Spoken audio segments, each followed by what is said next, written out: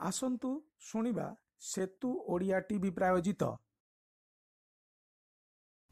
कवि सुभाष चंद्र नायकଙ୍କ कविता आमे ओडिया पुओ।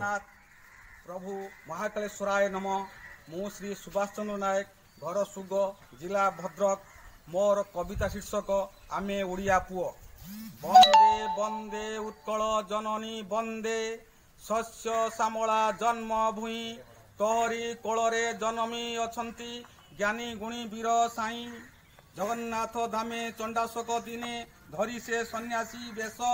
उड़ीसा बाहरे धर्म प्रचार रे बुलिले देश विदेश।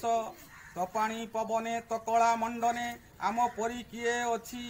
सबुरी आगरे सकले रहिबा इतिहास आमे रची।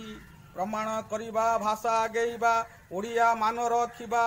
आमरी नारे आमे जे नाउरी इतिहास ना लेखिबा। आम नाच गीत आमर प्रगति राजरे रखिबा कृति। आम भाईचारा अटई नियारा नीलांचल आम प्रीति। परब पर्बाणी ओडिया चलणी मिलिमिशि आम्भे चलू। शिरन नईबू इज्जत रखिबू जाति प्रेम आमे जालू। महानदी धारे कोणार्क शिखरे नवशक्तिर संधाने।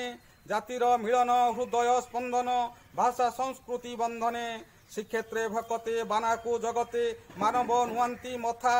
कलिंग माटीरे सभ्य समाजरे बांटू शांति मैत्री कथा। वंदे उत्कल जननी।